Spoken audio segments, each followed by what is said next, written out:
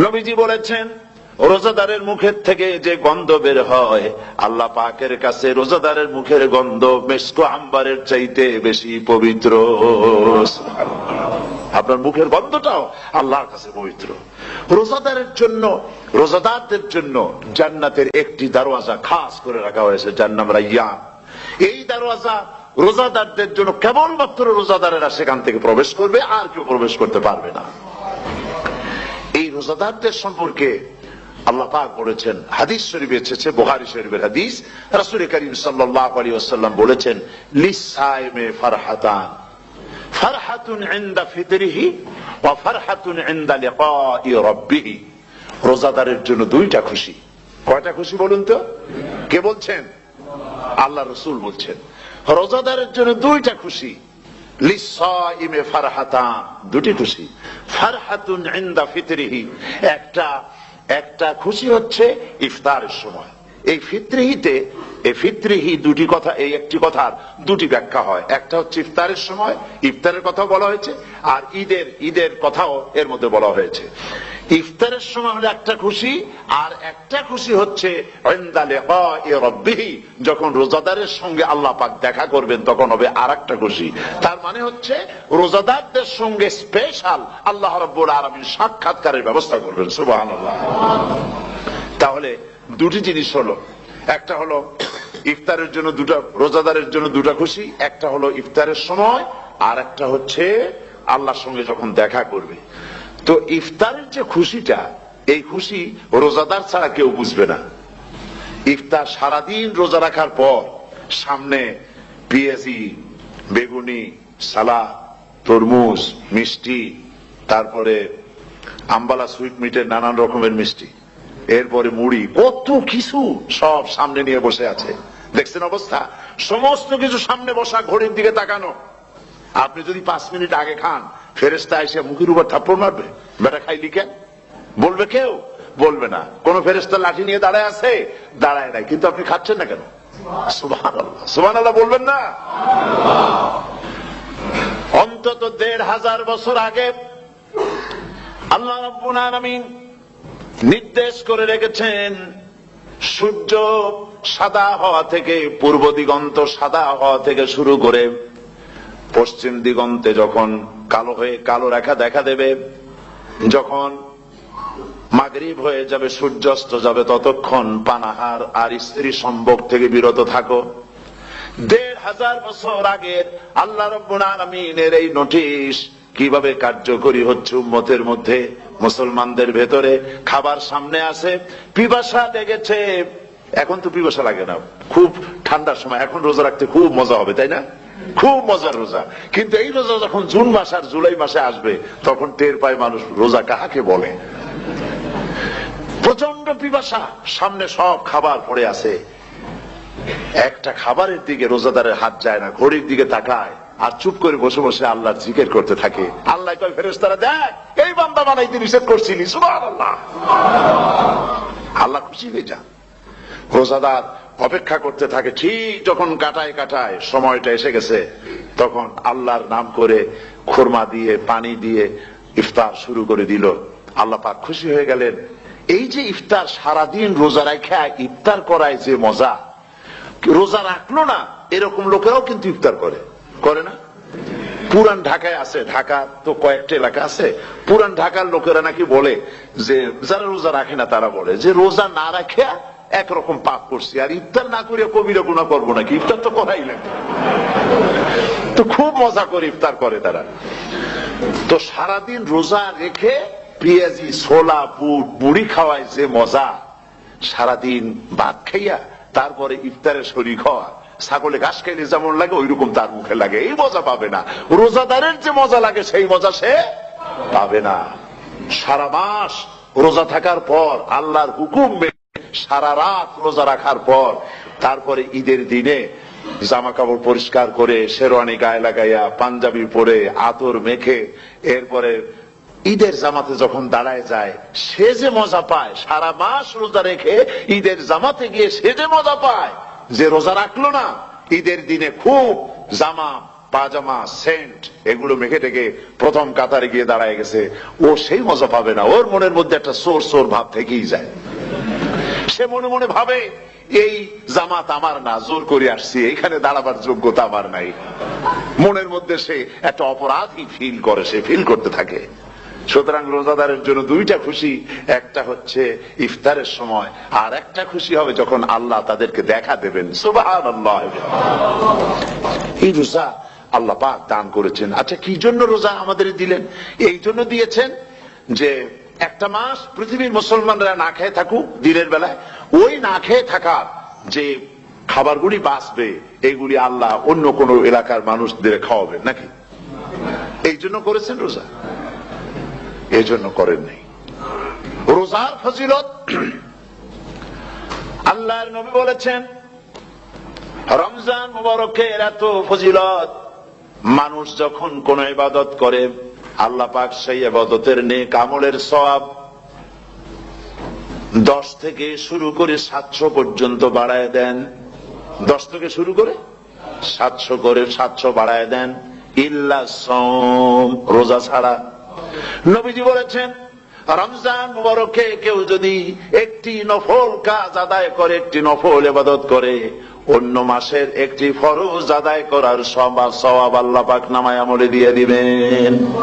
রমজান মুবারকে কেউ যদি একটি ফরজ আদায় করে, অন্য মাসের 70টি ফরজ আদায় করার মতো সওয়াব আমলনামায় আল্লাহ দিয়ে দিবেন। সুবহানাল্লাহ। এই মাস আমাদের সামনে, আল্লাহু আকবার বলি, আল্লাহু আকবার বলি, আলহামদুলিল্লাহ। এই পবিত্র মাস আমাদের সামনে। এই মাসে এত সওয়াব, নফল হয় ফরজের মতো, আর ফরজ হয় 70টা ফরজের মতো। এত সওয়াব কেন হইল? আমরা না খেয়ে থাকি সেই জন্য নাকি? বলতে পারেন কেন হলো? একটি কারণ, শাহরু রমাদান আল্লাযী উনজিলা ফীহিল কুরআন। সুবহানাল্লাহ বলবেন না?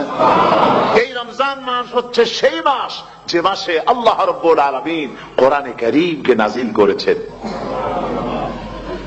এই মাসের মধ্যে একটি রাত আছে, খায়রুম মিন আলফি শাহর, যে রাতটি 1000 মাসের চাইতে বেশি গুরুত্বপূর্ণ আল্লাহর কাছে। সুবহানাল্লাহ। একটি রাত 1000 মাসের চাইতে গুরুত্বপূর্ণ। 1000 মাস ক্যালকুলেটর দিয়ে হিসাব করলে দেখা যায় যে 1000 মাসে 83 বছর 4 মাস হয়। তাহলে তার অর্থ কি এই যে একটানা 83 বছর 4 মাস ইবাদত করলে যে সওয়াব হবে, এই রাত্রে ইবাদত করলে সেই সওয়াব হবে? হতে পারে, এরকম হতে পারে, কিন্তু ব্যাখ্যাটা কি? ব্যাখ্যাটা হচ্ছে, আরবিতে আলফুন শব্দ দিয়ে 1000 বোঝানো হয় না। আরবিতে যখন আলফুন বলা হয় তাহলে বোঝা যায় সংখ্যাধিক্য, বিপুল সংখ্যা, হাজার হাজার, হাজার হাজার, থাউজেন্ডস এন্ড থাউজেন্ডস। এইটাকে বোঝানোর জন্য আরবিতে ব্যবহার করা হয় আলফুন, হাজার হাজার। তাহলে আল্লাহ কি বুঝাতে চাচ্ছেন? আল্লাহ রাব্বুল আলামিন তিনি আয়াত দ্বারা বুঝাতে চান, এর ব্যাখ্যা হচ্ছে এই পৃথিবীর মানবতার কল্যাণের জন্য, এই পৃথিবীর মানুষের ভালাইয়ের জন্য, মঙ্গলের জন্য হাজার হাজার মাস ধরে এই পৃথিবীর মানুষের যে কল্যাণ হয় নাই, এই রমজান মুবারকে একটা রাত আছে যেই রাতে আল্লাহ রাব্বুল আলামিন মানবতার সেই কল্যাণ করেছেন। সেই কল্যাণ কি দিয়ে করেছেন? শাহরু রমাদান আল্লাযী উনজিলা ফীহিল কুরআন, কোরআন নাযিল করে পৃথিবীর মানুষকে সেই কল্যাণ আল্লাহ দিয়েছেন। সুবহানাল্লাহ। বন্ধুগণ, কোরআন, কোরআন কি নিয়ামত আমাদের কাছে! সেই নিয়ামতকে আমরা চিনলাম না, আমরা বুঝতে পারলাম না কত বড় নিয়ামত আল্লাহ আমাদের দান করেছেন। এই কোরআন যেন আপনি শুনতে পারেন, পড়তে পারেন, বুঝতে পারেন, সেই জন্য আল্লাহ রাব্বুল আলামিন শরিয়াত কি সুন্দর ব্যবস্থা করেছে। কোরআন শোনার জন্য রমজান মুবারকে তারাবিহের নামাজের ব্যবস্থা করা হয়েছে। সুবহানাল্লাহ, সুবহানাল্লাহ। যারা সব সময় পড়তে পারেন না, কোরআন তেলাওয়াত জানেন না, অথবা সারা বছরও এক খতম কোরআন শরীফ পড়া হয় না, শরিয়াত কি সুন্দর বিধান করলো যে আপনি যেন 30 পারা কোরআন শরীফ শুনতে পারেন। এই ব্যবস্থা তারাবিহের নামাজের মধ্যে শরিয়াত করে দিয়েছে। আলহামদুলিল্লাহ, আলহামদুলিল্লাহ। যাদের টাকা কড়ি আছে, আমি তাদেরকে অনুরোধ করব, যদি পারেন তাহলে মেহেরবানি করে রমজান মুবারকে উমরা পালন করবেন। সারা জীবন সারা মাস অন্যায় করার পরে, গুনাহ করার পরে মানুষের অন্তঃকরণে কালিমা লেগে যায়। আল্লাহ রাব্বুল আলামিন রমজান মুবারকের একটা ব্যবস্থা করেছেন, ইঞ্জিন ওভারহোলিং এর মতো, ইঞ্জিন ডাউন দেওয়ার মতো আপনার কালকে, আপনার আত্মাকে, আপনার বিবেককে, আমার বিবেককে পরিষ্কার করার জন্য রমজান মাস করে দিয়েছেন। রমজান মুবারকের একটি মাসের কোর্স যদি কমপ্লিট করা যায়, তাকওয়া দিয়া যদি ভরে দেওয়া যায়, তাহলে বাকি 11 মাস আরামসে চলবে, কোনো অসুবিধা হবে না।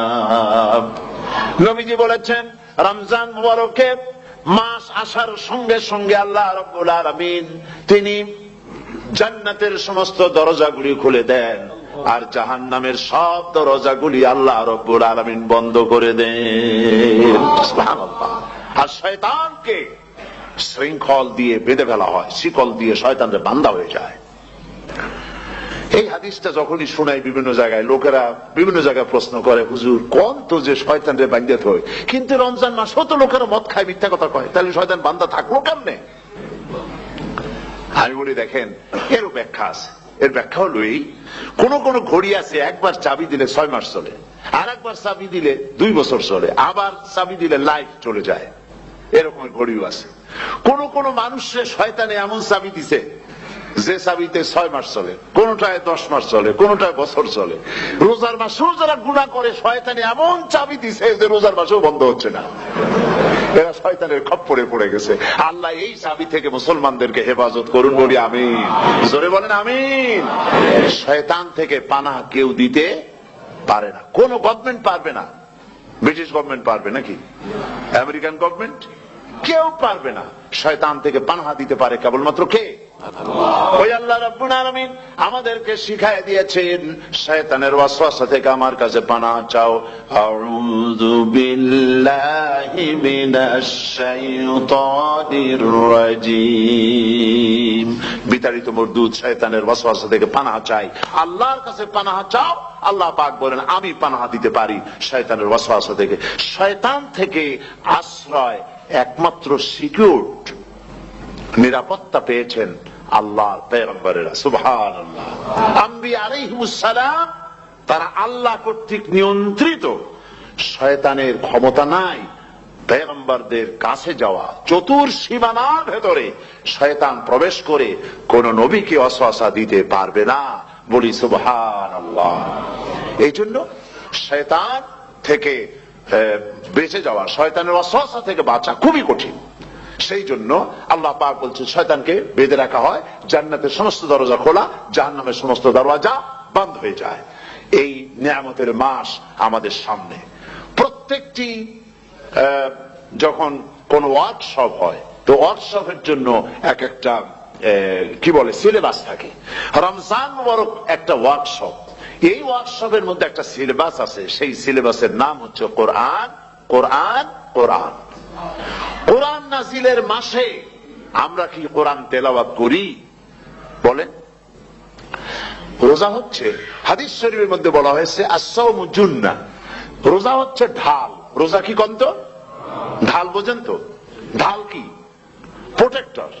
আপনি জিহাদের ময়দানে, যুদ্ধের ময়দানে নিরাপত্তার জন্য, বাইরের থেকে আক্রমণকে ফিরাবার জন্য কি ব্যবহার করেন? ঢাল ব্যবহার করেন। রোজা হচ্ছে ঢাল, শয়তানের সমস্ত আক্রমণ থেকে বাঁচার জন্য রোজা হচ্ছে ঢাল।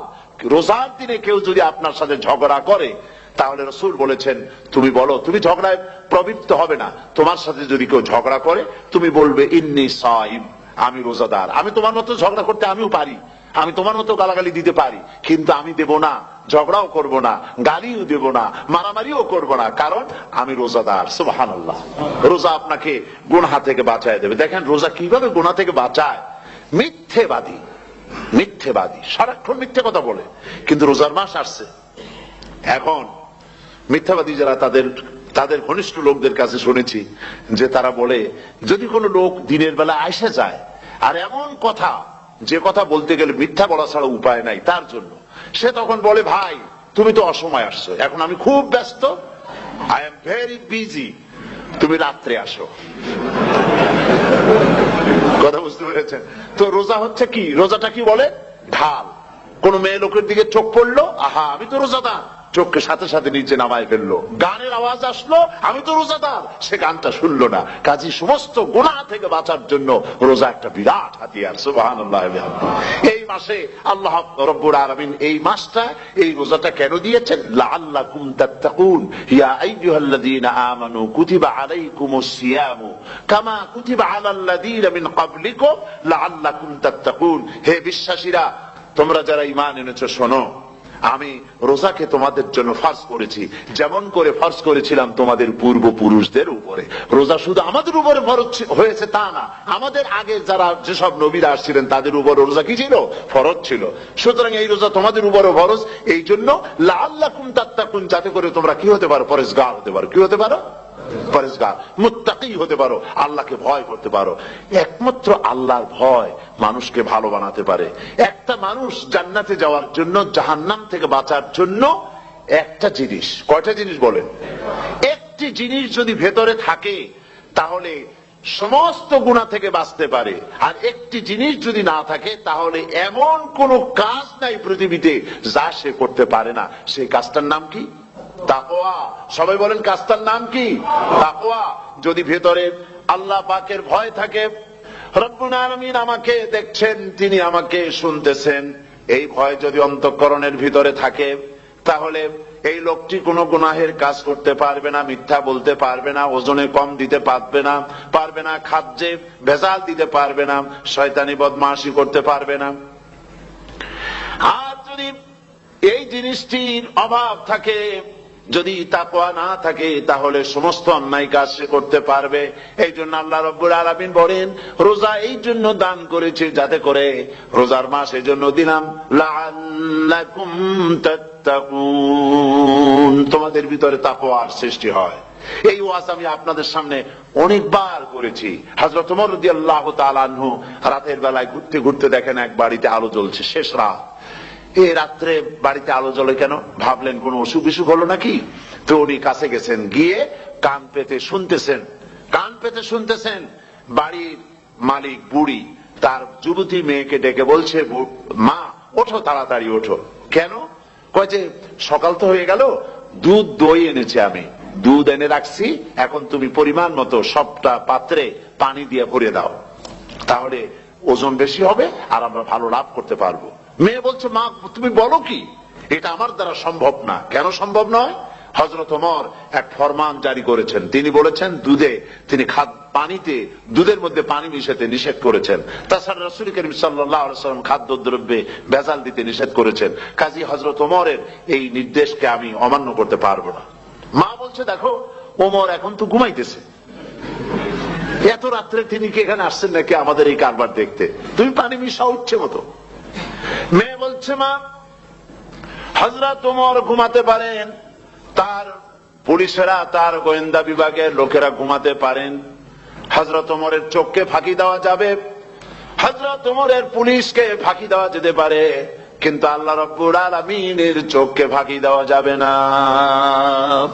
আমার পক্ষে সম্ভব নয়, আমি দুধে পানি মিশাতে পারবো না। হযরত ওমর রাদিয়াল্লাহু তাআলা চলে গেলেন, গিয়ে তার ছেলেকে ডেকে বললেন, ছেলে আমি তো এখন বুড়া হয়ে গেছি, আমার বিয়ের বয়স নাই, আমি একটা মেয়ের খোঁজ নিয়ে আসছি, যদি আমার বয়স থাকতো এই মেয়েটার আমি বিয়ে করতাম। সুবহানাল্লাহ, সুবহানাল্লাহ। তো এই মেয়েটা তুমি খোঁজ নাও, যদি বিয়ে না হয়ে থাকে তুমি প্রস্তাব দাও বিবাহের।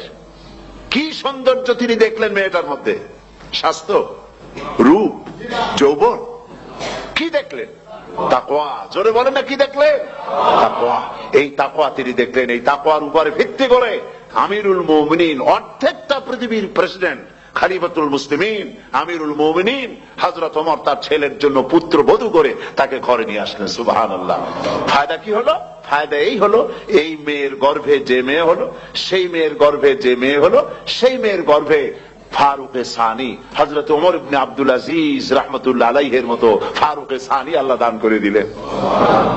সুবহানাল্লাহ বিহামদি। এটা নাম হচ্ছে তাকওয়া। এই তাকওয়ার ব্যাপারে হযরত ওমর রাদিয়াল্লাহু তাআলা আনহু, তিনি হযরত কাব বিন উবাই রাদিয়াল্লাহু তাআলা আনহুকে জিজ্ঞেস করেছিলেন যে তাকওয়ার একটা ব্যাখ্যা আপনি কি আমাকে বলতে পারেন, তাকওয়ার ব্যাখ্যাটা কি? তিনি বললেন হ্যাঁ পারি। কি ব্যাখ্যা? তিনি বলেন যে দেখুন, তাকওয়ার ব্যাখ্যা হচ্ছে এই যে সংকীর্ণ একটি রাস্তা, সরু ন্যারো একটা রোড, এই ন্যারো রোডের দুই দিকে আছে কাঁটাযুক্ত লতা পাতা। এই কাঁটাযুক্ত লতা পাতার মধ্য দিয়ে এই সরু রাস্তা দিয়ে আপনি যখন যাবেন তো কিভাবে যাবেন? হযরত ওমর বললেন আমার জামা কাপড় এইভাবে খুব আটোসাটো করে আমরা যাব, যাতে করে গায়ের চামড়াও না ছেড়ে আমার জামাও যাতে না ছিঁড়ে যায়। হযরতে কাব বিন উবাই রাদিয়াল্লাহু তাআলা আনহু বলছেন এটার নামই হচ্ছে তাকওয়া। এটার নাম কি? তাকওয়া। এটার নাম হচ্ছে তাকওয়া। দুনিয়ার অসংখ্য পাপের ভেতর থেকে আপনি চলে যাবেন, পাপ যেন আপনাকে স্পর্শ করতে না পারে। এটার নাম তাকওয়া। বাইন মাছ নিশ্চয়ই খেয়েছেন আপনারা, না লন্ডনে পাওয়া যায় না? পাওয়া যায়। এই বাইন মাছ যারা খেয়েছেন আপনারা, আমি জানি না আপনারা জানেন কিনা, বাইন মাছ কোথায় থাকে? পানিতে থাকে না কাদায় থাকে? মাশাআল্লাহ, বাইন মাছ থাকে কাদার মধ্যে। কিন্তু এই বাইন মাছ যারা ধরেছে তাদের মুখে শুনেছি আমি যে বাইন মাছ থাকে কাদায়, ওকে যখন ধরে টেনে বের করায় কাদার মধ্য থেকে এক ফোঁটা কাদা ওর গায়ে নাই। এই কলুষিত সমাজ, পাপে ভরপুর। গ্রেট ব্রিটেন, আমেরিকা, পাশ্চাত্য, আমাদের দেশ, সর্বত্র পাপ আর পাপ। এই পাপের মধ্যে বাইন মাছ শুধু খাইয়েন না, ওর কাছ থেকে শিক্ষাও গ্রহণ করেন। ও যেমন কাদার মধ্যে থাকে, কাদা ওর গায়ে লাগে না, আপনিও এই সমাজের মধ্যে আপনি আপনার কাজ চালিয়ে যান, পাপ যেন আপনাকে স্পর্শ না করে। আল্লাহ যেন পাপের থেকে আমাদের বাঁচান। আমরা বলি আমিন, সবাই বলেন আমিন। এটার নাম হচ্ছে তাকওয়া। আর তাকওয়া লম্বা জামায় তাকওয়া হয় না, লম্বা দাড়িতে তাকওয়া হয় না, পাগড়ি একটা বানলেই তাকওয়া হয় না। রাসূলুল্লাহ সাল্লাল্লাহু আলাইহি ওয়াসাল্লাম বলছেন তাকওয়া হা হুনা, হা হুনা, হা হুনা, তিনবার বলেছেন, বুকের দিকে দেখায় বলেছেন তাকওয়া হা হুনা। তাকওয়া হচ্ছে এখানে। এর অর্থ এই নয় যে আমি দাড়িকে আমি ছোট করে দেখছি, জামাকে ছোট করে দেখছি, তা নয়। কিন্তু বলছি যে তাকওয়াটা হচ্ছে অন্তরের ভেতরে। এই অন্তরের ভেতর থেকেই এটার বহির প্রকাশ হতে হবে। আপনার কথায়, আপনার বলায়, আপনার ওঠায়, আপনার বসায়, আপনার চালচলনে, আপনার বিয়ে শাদীতে, আপনার ব্যবসা বাণিজ্যের সর্বত্র তাকওয়ার ছাপ প্রদর্শিত হতে হবে। তাহলেই আমার মধ্যে তাকওয়া এসেছে বলে প্রমাণ হবে। আর এটাই আল্লাহ পাক চান, রমজান মুবারকে তোমাদের মধ্যে তাকওয়া সৃষ্টি হোক।